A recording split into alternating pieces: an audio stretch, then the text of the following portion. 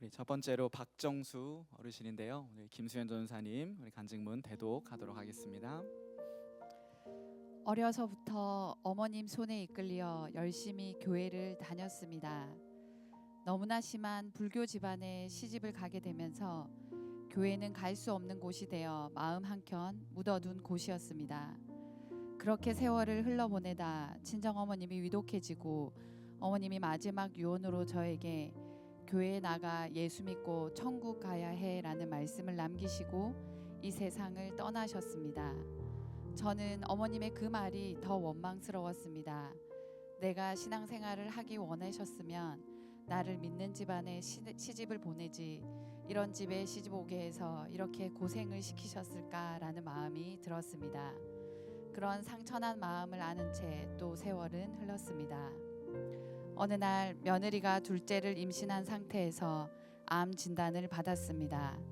제대로 치료조차 받지 못한 채 출산을 하고 얼마 지나지 않아 세상을 떠나고 말았습니다.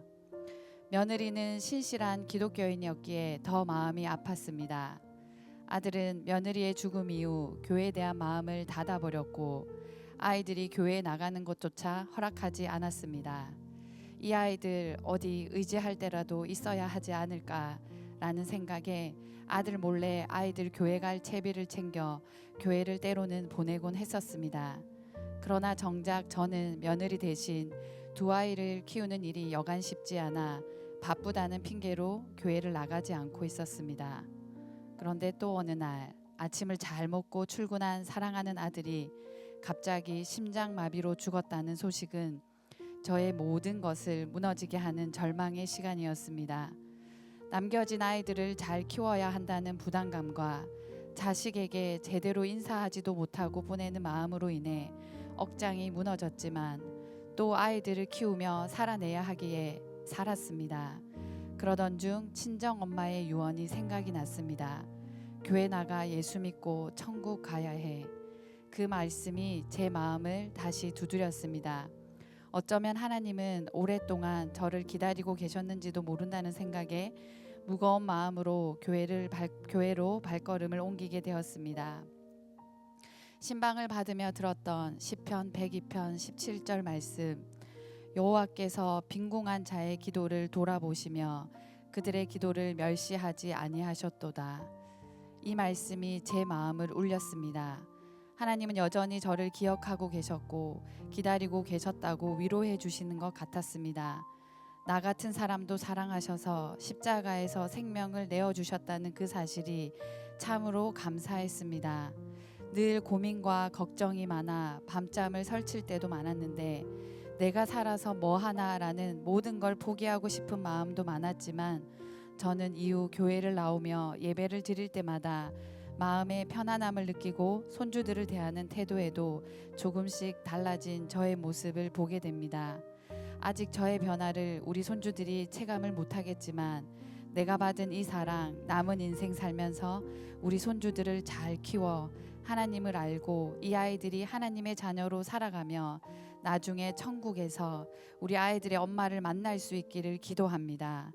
남은 인생 우리 손주들을 믿음의 자녀로 잘 키우라는 하나님의 명령에 순종하여 아이들을 위해서라도 최선을 다해 살기를 다짐하며 부족한 나를 사랑해 주시고 안아 주시는 하나님께 감사드립니다.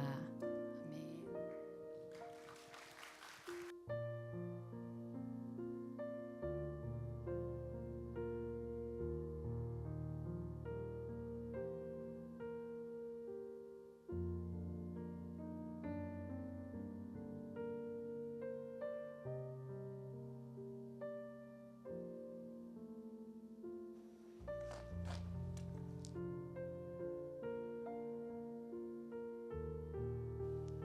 저는 어릴 적부터 기독교적 환경에서 자라지 않았습니다.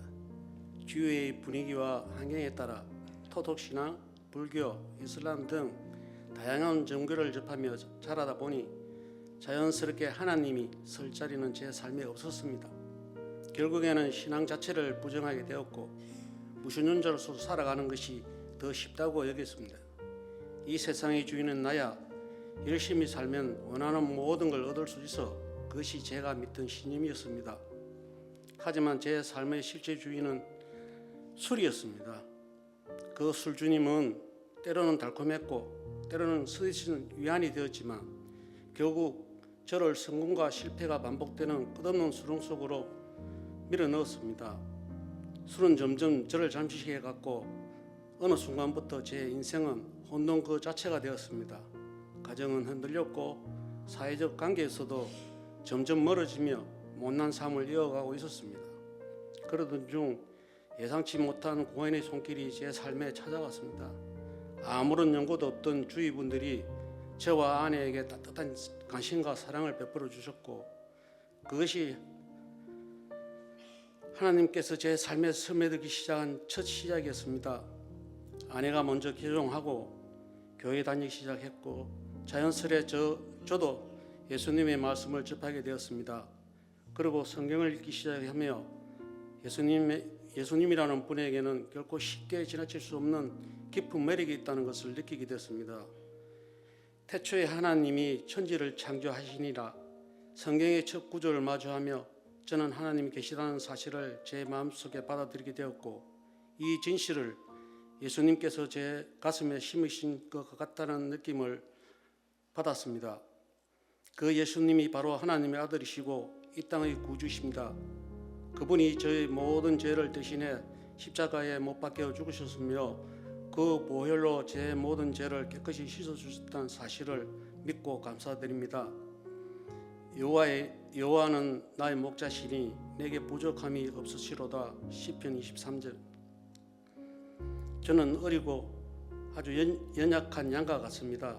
하지만 주님은 저를 푸른 풀밭과 실만한 물가로 인도하시고 지친 영혼을 회복시키셨습니다.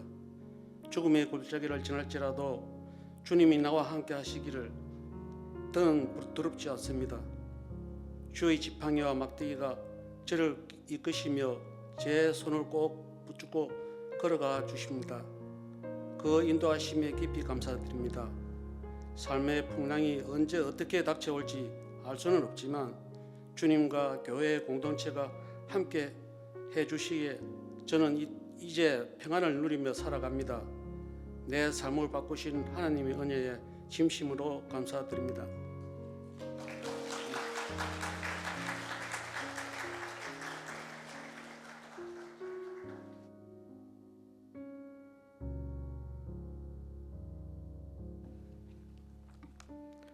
저는 경남급창에서 태어나 1980년도에 부산으로 오게 되었습니다. 결혼을 하고 딸과 아들을 낳은 후 가족을 위해 밤낮 없이 정말 열심히 일했습니다. 하지만 IMF 직후 정리해고를 당하면서 제 인생이 조금씩 어긋나기 시작했습니다. 그때부터 조폭, 동네 근다들과 울리며 욕설과 술, 싸움으로 하루하루를 허비하며 살았습니다. 이혼도 아이 엄마에게 말 한마디 없이 제 멋대로 했고 그렇게 20년을 넘게 방황하며 참 못된 삶을 살았습니다. 그러던 중 딸이 결혼을 하면서 다시 아이 엄마와 만나게 되었고 딸이 임신 5개월째를 앓은 것을 소식을 들었습니다. 그리고 그때부터 저는 아이 엄마인 서희자 집사와 딸과 함께 영안교회를 처음 나오게 되었습니다. 하느님 앞에 무릎 꿇고 기도하며 용서를 구하고 진심으로 신앙 생활을 시작하게 되었습니다. 하지만 안타깝게도 아이는 임신 9개월 만에 하나님 품으로 떠났고 설상가상으로 사이는 육종암이 폐까지 전이되어 사경을 헤매는 상황이 닥쳤습니다. 언제나 제 멋대로 나만을 위해 살았던 저였지만 목사님의 말씀과 교우들의 삶을 보며 이제는 남을 먼저 생각하고 베풀며 살아야겠다는 마음을 품게 되었습니다. 그렇게 제 많은 저를 하나님은 사랑으로 품어주시고 용서해 주셨습니다. 그리고 사이도 하나님의 은혜로 잘 맞는 약을 찾게 되었고 조금씩 고정되는 모습을 보이고 있습니다. 저는 예수님께 저희 죄를 위해 십자가에 못 박혀 죽으시고 그 보혈로 저희 모든 죄를 씻어주셨음을 믿습니다. 그리고 저는 다시 태어났습니다. 예수님 안에서 새로운 생명을 얻었습니다. 예수님은 참으로 길이요 진리요 생명이십니다. 하나님을 만난 이후 제 삶은 180도 달라졌습니다. 지금은 하나님께서 저를 인도해 주시고 보듬어 주시며 날마다 말씀을 통해 제 말씀을 새롭게 하십니다. 주신 말씀 저의 가슴에 깊이 새기며 받은 은혜에 감사하는 마음으로 신앙생활을 하나님의 자녀답게 살아가겠습니다. 감사합니다.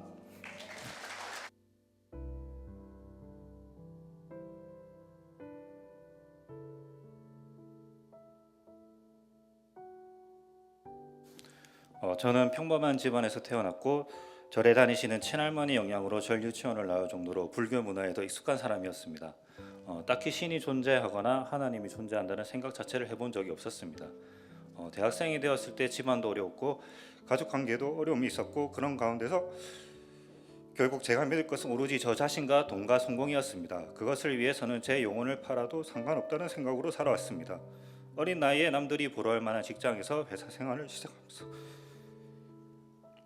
이 사실에 대한 믿음은 더 커져만 갔습니다. 그렇게 결혼도 하고 아들도 가지게 되었습니다. 그런 제 삶에서 교회를 비롯한 수많은 종교는 나약한 사람이나 의지하는 곳으로 생각했습니다. 그런 생각을 가지고 살아가는 가운데 저 자신에 대한 믿음이 흔들리는 일이 생겼습니다. 그 상황에서 저는 어떻게 해야 할지 모르는 상태였습니다. 그런 순간이 계속되는 가운데 동생이 수년 동안 권했던 교회에 마지못해 몇 번 따라갔고 그날 들었던 설교 말씀에서 무엇으로 말할 수 없는 위로를 받았습니다. 단순히 주변에서 괜찮아라며 말하는 것과 비교할 수 없는 그런 마음이었습니다.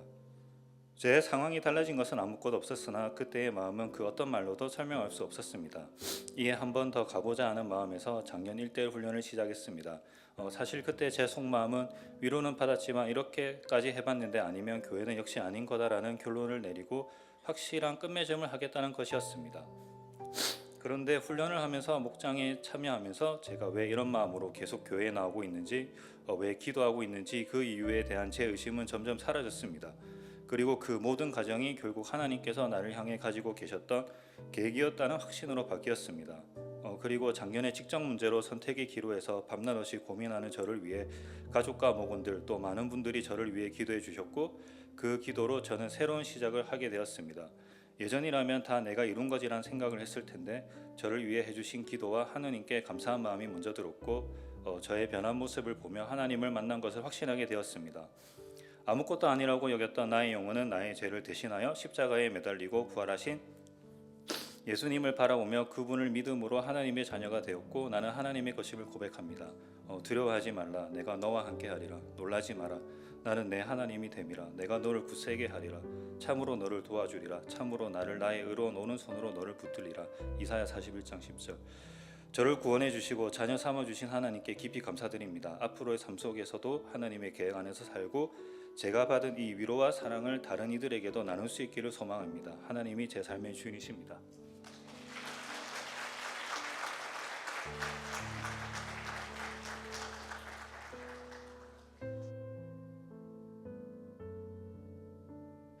먼저 이 자리를 허락해 주시고 인도해 주신 하나님께 감사와 영광을 올립니다. 저는 2년 전 친구의 대학 후배의 결혼 예배에 통해 처음으로 교회라는 곳을 방문하였습니다.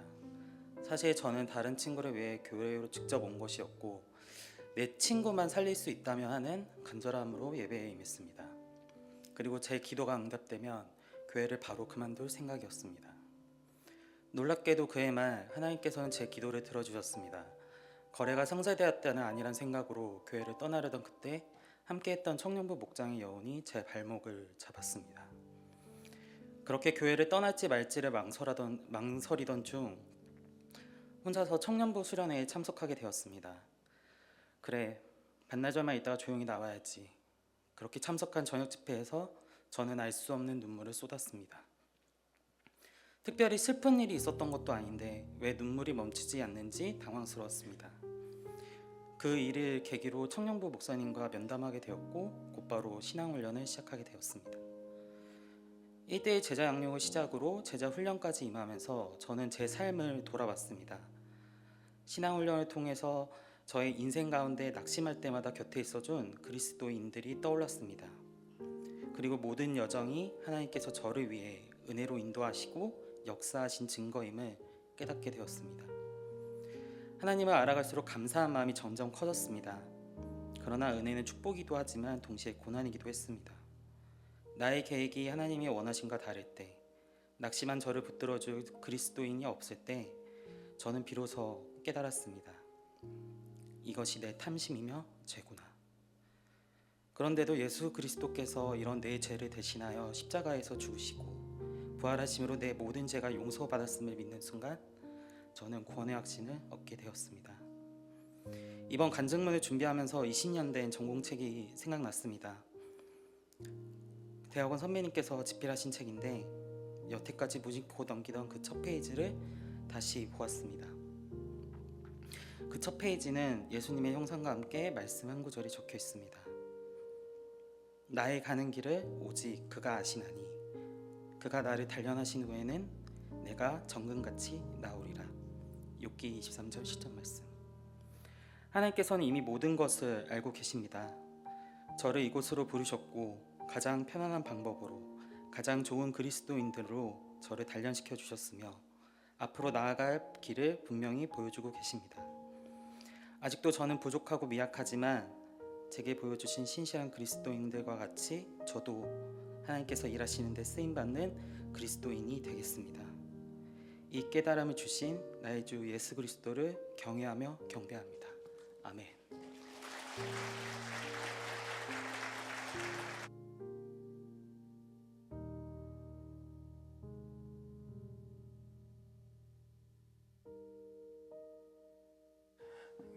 권 관증문 청년부 주재혁. 예수님을 믿기 전 주재혁은 제가 생각하기엔 육체적, 정치적, 금전적으로 부족한데도 불구하고 그 생활에 만족하며 제가 하고 있는 일도 나름대로 잘 되었기에 누구에게 부탁하고 의지할 필요가 없을 정도로 참 괜찮은 사람이었습니다.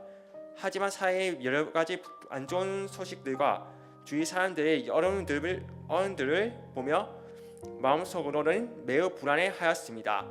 그러던 어느 날 저는 아버지와 아는 분들의 상담을 통해 교회에 방문하게 되었고 주일 예배를 드리면서 목사님 설교를 듣고 행복한 삶이 있다는 것을 알게 되었습니다. 원래는 내가 죄인이라는 사실을 받아들이지 않았지만 말씀을 통해 내가 죄인이었구나를 깨달았고 죄를 지을 수밖에 없는 죄인 중에 죄인이라는 사실을 고백하였습니다. 그러면서 그런 죄인의 모습으로 살아온 나의 죄가 미워지고 죄인의 모습으로 더 이상 살기 싫어졌습니다. 그런 저를 위해 예수님이 십자가에 죽으심과 부활하심을 믿게 되었고 이를 위해 십자가의 길을 가시고 나를 위해 고통과 수치와 조롱을 참으셨음을 믿습니다. 우리가 아직 죄인 되었을 때 그리스도께서 우리를 위하여 죽으심으로 하나님께서 우리에 대한 자기의 사랑을 확증하셨느니라.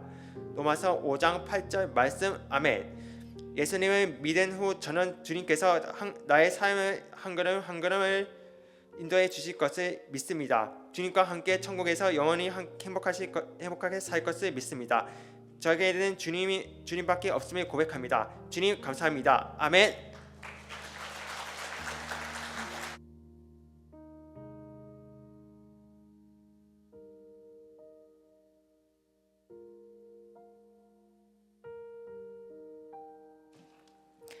저의 삶은 겉보기에는 평범했지만 마음속에는 말로 다 표현할 수 없는 크고 작은 어려움들이 늘 함께하고 있었습니다.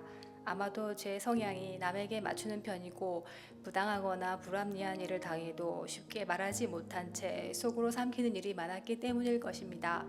제 감정을 드러내는데 익숙하지 않다 보니 인간관계 속에서 자주 지치고 점점 혼자 있는 것이 더 편하다는 생각을 하게 되었습니다. 사람들은 종교를 진지한 내면의 탐구라고 말합니다.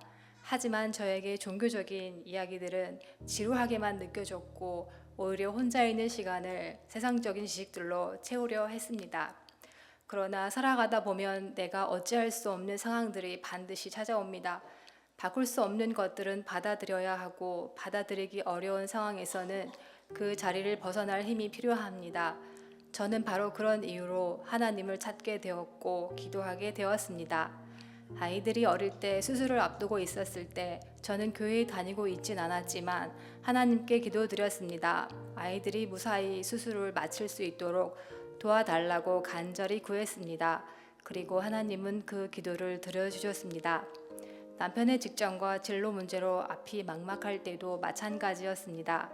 스스로 감당할 수 없는 현실 앞에서 저는 늘 하나님을 찾고 그분께 매달릴 수밖에 없었습니다.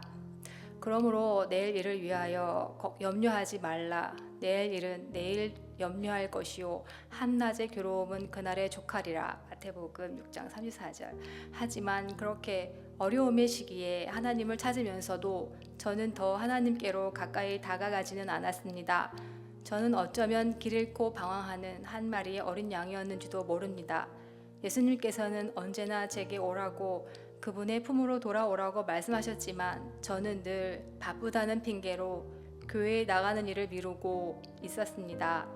그러던 어느 날 오랜만에 정화숙 지사님을 우연히 만나게 되었고 지사님의 따뜻한 권유로 영안교회에 나가게 되었습니다. 그때부터 예수님에 대해 조금씩 알아가게 되고 어떻게 구원을 받을 수 있는지를 구체적으로 배우게 되었습니다.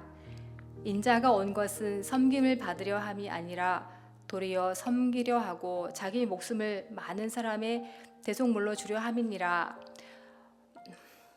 이 말씀을 통해 예수님의 사랑과 헌신, 겸손 앞에 큰 감동을 받았습니다. 그리고 예수님께서 흘리신 보혈로 인해 제 모든 죄가 사함받고 저는 진정한 자유를 얻게 되었음을 확신하게 되었습니다. 이제는 의미 없이 흘려보내던 일상에서 벗어나 신앙인으로서 새로운 삶을 살아가기를 소망합니다. 매일 성경 말씀을 읽고 묵상하며 하나님과 깊이 교제하는 기도의 시간을 소중히 여기기로 결단합니다. 무엇보다도 나 중심의 욕심을 내려놓고 나를 위해 죽으시고 부활하신 예수님만을 의지하며 그분을 따라 살아가겠다는 다짐으로 제 인생을 주님께 올려드립니다.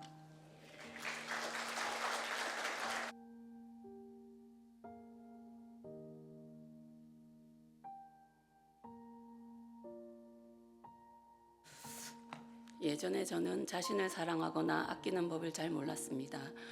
제 자신에 대해 늘 부정적인 생각을 품고 있었고 스스로를 못났다고 여기며 살아왔습니다.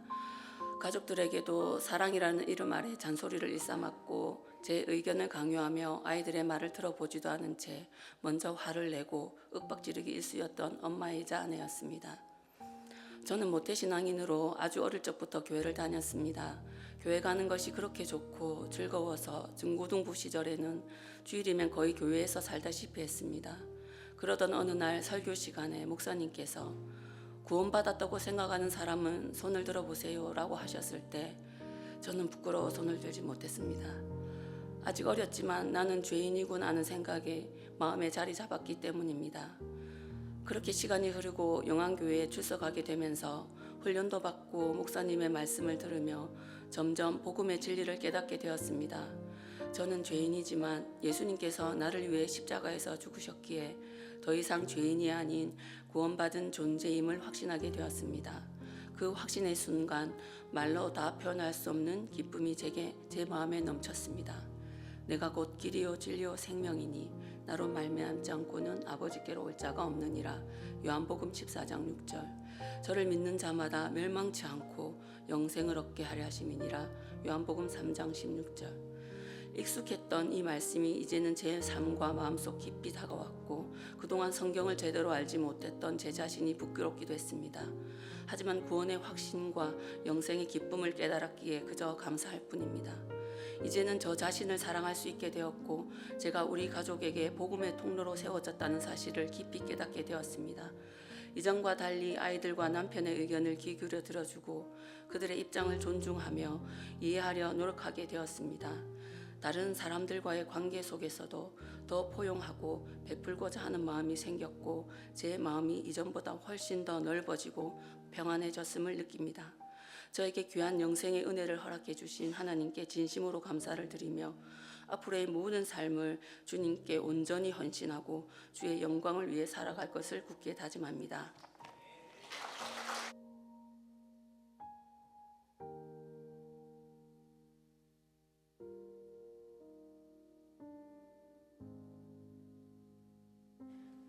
저는 모태신앙으로 대학 시절에 세례를 받았습니다.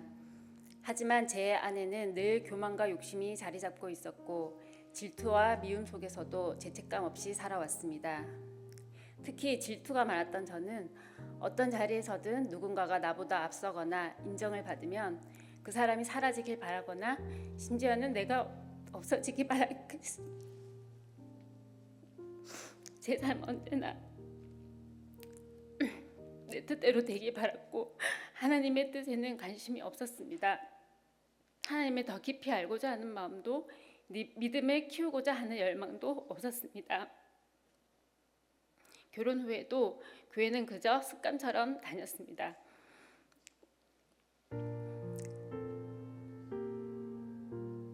그러던 어느 날 교회에서 몇몇 선도들과 가까워졌고 그들을 통해 저와는 다른 깊은 믿음을 보게 되었습니다.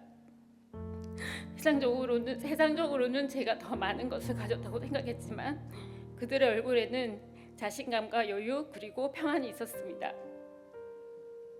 그런데 어느 날부터인가 하나님과 친밀해 보이는 그들에게 질투가 나기 시작했습니다. 나도 하나님과 가까워지다는 갈망이 처음으로 생겨났고 하나님을 너무 모르고 있다는 조급함이 저를 훈련 과정에 등록하게 만들었습니다. 한편 제 일상에서도 변화가 시작되었습니다. 평소 교회 밖에서 세상적 친분으로 어울리던 지인들 사이에 다툼이 생겼는데 저는 교회 훈련으로 바빠서 그 모임에 깊이 관여하지 못한 덕에 그 갈등에서 비껴날 수 있었습니다. 싸움의 과정을 지켜보며 저는 그들의 내면을 볼 수 있었습니다. 겉으로는 누구나 부러워할 만한 사람들이었지만 그 안은 공허했고 마음은 질투와 미움, 원망으로 가득 차 있었으며 자신이 가진 것에 흠이 날 때는 결코 용서하지 않는 모습을 보게 되었습니다. 그리고 문득 이런 생각이 들었습니다. 나도 저들과 다를 게 없구나. 나 역시 그들과 같은 질투, 같은 미움, 같은 마음을 품고 살아가고 있었다는 사실이 너무나 슬펐고 눈물이 흐르는 것을 멈출 수가 없었습니다. 그렇게 저는 1년 가까이 예배 시간마다 눈물로 회개하며 나아갔습니다. 회개에도 끝없이 떠오르는 죄들, 내 안에 숨어있던 죄와 허물들이 얼마나 많았는지 너무 부끄러워 견딜 수가 없었습니다. 그러던 중 하나님께서 말씀으로 저를 만나주셨습니다. 그러므로 이제 그리스도 예수 안에 있는 자에게는 결코 정죄함이 없나니 이는 그리스도 예수 안에 있는 생명의 성령의 법이 죄와 사망의 법에서 너를 해방하였습니다. 로마서 8장 1절에서 2절. 내가 아직 죄인 되었을 때 나를 위해 십자가를 지신 분, 그 사랑으로 나를 살리신 분, 선한 것 하나 없는 나를 결코 놓지 않으시고 내 못난 부분까지 사용하셔서 생명으로 이끄신 분, 그분은 바로 나의 주 예수 그리스도셨습니다. 예수님은 저의 약함을 통해 그분께 나아올 수 있도록 길을 내셨습니다. 지금도 여전히 제 연약함은 날마다 드러납니다. 그러나 저는 그 무너진 자리에서 예수님을 만났기 때문에 제 약함을 볼 때마다 오히려 더 주님을 의지하고 감사하며 살아가게 되었습니다. 첫 세례를 받고 27년이라는 시간이 흘렀습니다. 세월은 흘렀지만 주님을 사랑하고 주님만 따르겠다는 그 맹세는 제 마음속에 여전히 살아 있습니다. 그래서 저는 리마인드 웨딩처럼 다시 침례를 받고자 합니다. 이제는 진정한 믿음의 눈으로 주님을 바라보며 제 삶의 주인이시자 인도자 되신 예수님을 끝까지 사랑하고 따르겠다고 온맘 다해 고백합니다.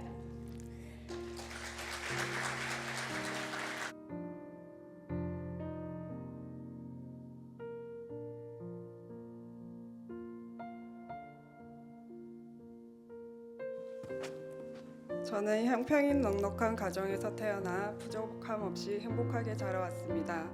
아무것도 부러울 것이 없었고 어려움도 잘 모른 채 살았습니다. 돈, 학벌, 명예 등 세상적으로 성공하면 그게 인생의 최고라고 믿고 살아왔습니다. 그러던 어느 날 불교 집안에서 혼자 하나님을 믿던 오빠가 먼저 하늘로 떠났습니다.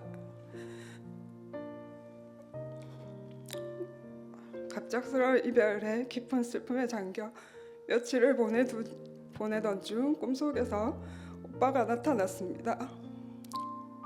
그는 하얀 옷을 입고 얼굴은 너무 깨끗하고 빛이 났습니다.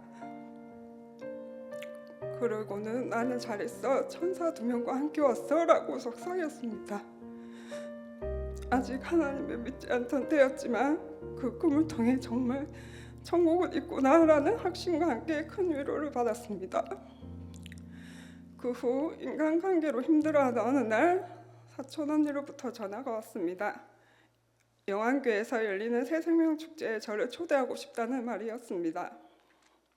오빠의 꿈이 마음에 남아있던 저는 아무런 망설임 없이 갈게 라고 대답했고 그렇게 2022년 새생명 축제에 참석하게 되었습니다. 그날의 분위기는 정말 따뜻하고 편안했습니다. 목사님의 설교도 마음에 와닿았고 집사님들과 목장 식구들 모두가 친절하게 저를 맞아주셨습니다. 이후 저는 영안교회에서 자연스럽게 정착하게 되었고 예배와 목장 모임 그리고 여러 훈련에 참여하며 하나님에 대해 더 깊이 알게 되었습니다. 하나님은 아기처럼 서툰 저의 기도에 응답해 주셨습니다. 가족의 건강, 아이들 성적 향상, 학교 적응, 가족들이 교회 오게 된 일 등 많은 응답을 경험했습니다. 무엇보다도 나의 죄를 대신하여 십자가에서 죽으신 예수 그리스도를 대해 배우고 말씀을 나누는 가운데 저의 마음에는 영생에 대한 소망이 자라났고 저는 구원받는 하나님의 자녀라는 확신을 갖게 되었습니다. 이제 저는 매일의 삶 속에 하나님의 은혜를 누리며 감사함으로 살아가고 있습니다. 내가 세상 끝나는 날까지 너희와 항상 함께 있으리라. 마태복음 28장 20절. 이 말씀처럼 나의 죄를 대신해서 십자가에서 죽으신 예수님께서 지금도 늘 나와 함께 계시기에 더 이상 세상의 어떤 것도 부럽지 않습니다. 예전에는 돈, 학벌, 명예가 최고라고 여겼지만 지금은 오직 하나님 한 분만으로 충분합니다. 앞으로 저는 세상이 끝나는 그날까지 하나님을 의지하며 모든 순간을 감사하며 살 것입니다. 나를 사랑하시고 구원의 은혜를 허락하신 하나님께 모든 감사와 영광을 올려드립니다.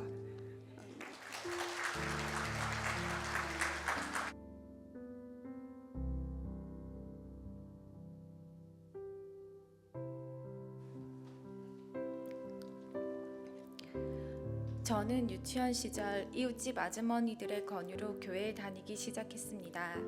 초등학생이 되었을 땐 일요일마다 늦잠을 자고 싶어 교회에 가자고 하는 어른들과 친구들이 때로는 귀찮게 느껴지기도 했습니다. 그리고 중학교에 올라가면서 이사를 계기로 교회와는 멀어지게 되었습니다. 하지만 그 시절 주일학교에서 말씀을 듣고 하나님에 대해 배운 그 경험은 제가 10대와 20대를 살아가는데 큰 힘이 되어 주었습니다. 교회에 다니지는 않았지만 힘들고 지칠 때마다 어릴 적 배웠던 찬양이 불현듯 떠오르곤 했습니다. 하나님의 음성을 듣고자 기도하면 귀를 기울이시고 내 기도를 들어주신다네. 깊은 웅덩이와 수렁에서 끌어주시고 나의 발을 반석 위에 세우시사 나를 튼튼히 하셨네. 이 찬양은 시편 40편 1, 2절 말씀을 담은 곡으로 제 인생이 웅덩이 같은 고통 속에 빠졌을 때마다 기도하는 마음으로 부르며 하나님께 의지했던 찬양입니다. 그렇게 찬양할 때마다 하나님께서 정말로 제 손을 잡아 끌어올려 주시는 듯한 위로와 힘을 경험하곤 했습니다. 결혼 후 시어머니의 전도로 다시 영안교회에 나가게 되었습니다. 어릴 적과는 달리 예배와 말씀이 제 마음 깊숙이 들어오기 시작했고 하나님의 은혜로 제 마음이 점점 충만해짐을 느꼈습니다. 무엇보다 예수님께서 나의 죄를 위해 십자가에 못 박히셨고 그로 인해 제 모든 죄가 용서받고 영생을 얻게 되었다는 사실을 분명하게 깨닫는 순간 제 마음은 말할 수 없는 감동으로 가득 찼습니다. 나는 참으로 복된 사람이라는 확신이 들었습니다. 하나님이 세상을 이처럼 사랑하사 독생자를 주셨으니 이는 그를 믿는 자마다 멸망하지 않고 영생을 얻게 하려 하심이라. 요한복음 3장 16절. 지금까지의 삶을 되돌아보면 모든 순간이 하나님의 도우심이 있었기에 가능했음을 고백하게 됩니다. 그리고 앞으로의 삶 역시 하나님께서 친히 인도해 주실 것이라는 믿음이 제 안에 확고히 자리 잡았습니다. 이제 저는 하나님의 말씀 안에서 지혜를 얻고 그 말씀에 순종하며 살아가기로 결단합니다. 그 첫걸음으로 침례에 순종하며 하나님 앞에 나아가려 합니다.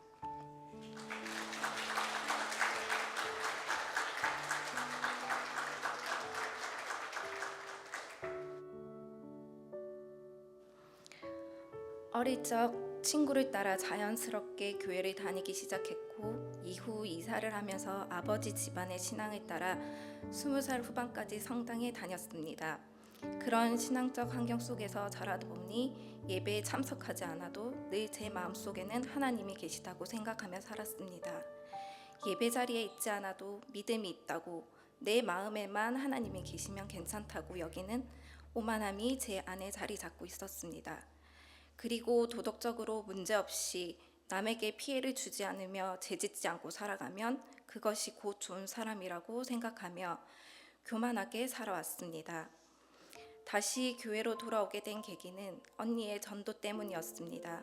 아이들이 하나님 안에서 믿음을 가지고 자라면 좋겠다는 언니의 따뜻한 권유에 마음이 움직였고 저 역시 어릴 적 신앙에 의지했던 경험을 떠올리며 아이들에게도 그런 신앙이 있었으면 좋겠다는 마음으로 영안교회에 나오게 되었습니다.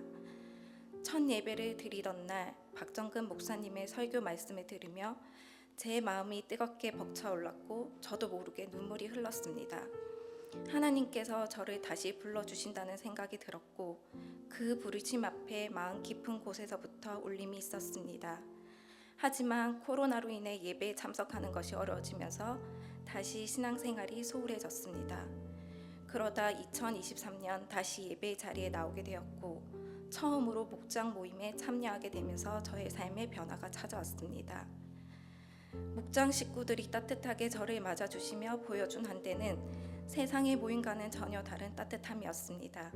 함께 모여 기도하고 예배드리며 나눔을 이어가는 가운데 기도 제목이 응답되는 경험을 했고 제 마음이 회복되는 은혜를 누렸습니다. 매일의 큐티와 기도를 통해 마음의 평안을 얻었고 메마르고 가난했던 제 내면이 하나님으로 채워짐을 느꼈습니다. 우리가 아직 죄인되었을 때 그리스도께서 우리를 위하여 죽으심으로 하나님께서 우리에 대한 자기의 사랑을 확증하셨느니라. 로마서 5장 8절 말씀.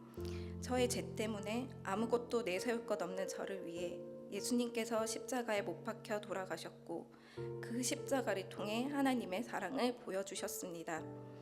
예수님의 귀하신 보혈로 제가 그 생명을 얻었고 갚을 길 없는 그 한량 없는 은혜에 깊이 감사드리며 저는 예수님을 만나 참으로 복된 사람이라는 사실을 고백합니다.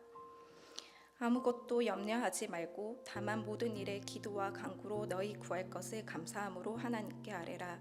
그리하면 모든 지각에 뛰어난 하나님의 평강이 그리스도 예수 안에서 너희 마음과 생각을 지키시니라. 빌립보서 4장 6절에서 7절 말씀.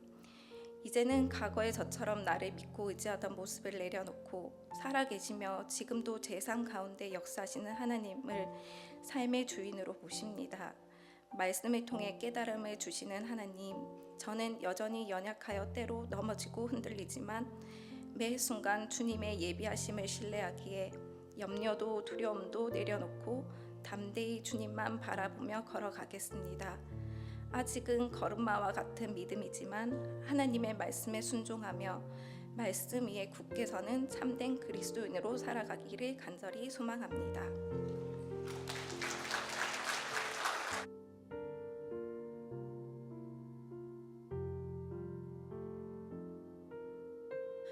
저는 어렸을 때부터 모태신앙으로 자라왔습니다.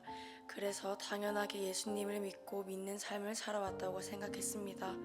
하지만 중학생이 되면서 제 안에는 수많은 의문이 생기기 시작했습니다. 눈에 보이지도 않는 하나님을 왜 믿어야 하지? 정말 하나님은 살아계실까? 혼란과 의심의 시기를 보내던 어느 날 학교에서 한 선교사님의 집회가 열렸습니다. 그날 말씀을 듣고 기도하던 중 이유도 모른 채 눈물이 쏟아지기 시작했습니다. 그 순간 제 안에서 이런 고백이 터져 나왔습니다. 예수님 정말 죄송해요. 용서해 주세요. 주님은 살아계십니다. 그 고백은 제 마음 깊은 곳에서 우러나온 고백이었습니다. 그렇게 저는 하나님의 살아계심을 기도를 통해 경험하게 되었습니다. 그러나 그 관계가 오래가지 못했습니다. 일상 속에서 힘든 일이 생기고 분노할 곳조차 없을 때 저는 다시 하나님을 원망하기 시작했고 하나님과의 거리는 점점 멀어져 갔습니다. 하지만 예수님은 저를 포기하지 않으셨습니다. 언제나 그렇듯이 끝까지 저를 붙들어 주셨습니다. 약 2년 전 어머니의 치아 치료 비용으로 큰 금액이 필요하게 되었습니다. 기도는 했지만 제 안에는 여전히 의심이 있었습니다. 내가 기도한 이 금액을 하나님이 정말 채워주실까? 반신반의하며 기도를 드렸지만 하나님은 놀랍게도 제가 구한 그 금액을 날마다 조금씩 채워주셨습니다. 그때 저는 분명하게 깨달았습니다. 하나님은 살아계시고 응답하시는 분이시다. 그 사건 이후로 하나님과의 관계는 점점 더 깊어졌습니다. 찬양과 말씀을 통해 하나님은 제게 위로와 격려를 계속해서 부어주셨습니다. 내 이름 아시죠? 내 모든 생각도 아바라 부를 때 그가 들으시죠? 이 찬양의 가사는 제가 삶의 가장 힘든 시기를 지날 때 하나님께서 제게 직접 주신 선물 같았습니다. 그리고 히브리서 3장 6절의 말씀처럼 사람이 무엇이기에 주께서 그를 생각하시며 인자가 무엇이기에 주께서 그를 돌보시나이까. 하나님은 저를 생각하시고 돌보시는 분이라는 진리를 말씀과 찬양을 통해 제 마음에 새겨주셨습니다. 침례 교육을 받는 동안 복음의 확신이 든 순간에 대한 질문을 받았을 때 제 마음속에는 물음표가 떠올랐습니다. 나는 진짜 복음을 받아들인 적이 있었나? 지금 죽어도 천국에 갈 수 있는가? 그 짧은 순간 여러 가지 생각이 스쳐 지나가며 마음이 무거워졌습니다. 그날 오후 예배를 드리러 갔을 때 하나님께서는 제 마음속에 확신을 주셨습니다. 십자가 보혈 앞에 무릎 꿇어 경배해. 더 큰 사랑은 없네. 무덤이 계신 주님, 주 영광 하늘 가득해. 끊을 수 없는 사랑. 이 찬양을 부르는 가운데 예수님의 십자가 사건이 제 마음 깊이 들어왔고 예수님의 죽으심과 부활이 분명하게 믿어졌습니다. 하나님께서는 침례를 앞두고 온전하지 못했던 저에게 구원의 확신을 분명하게 주셨습니다. 그날 이후 제 인생은 분명히 나뉘었습니다. BC와 AD, 예수님을 알기 전과 알고 난 후로요. 이제는 하나님 앞에서도 전과는 다른 삶을 살고 싶습니다. 예수님의 손과 발이 되어 그분의 나라를 세워가고 전하는 삶을 살기 원합니다. 참된 예배자, 중보 기도자, 영적 강한 용사가 되기를 소망합니다. 하나님의 자녀답게 살아가겠습니다. 감사합니다.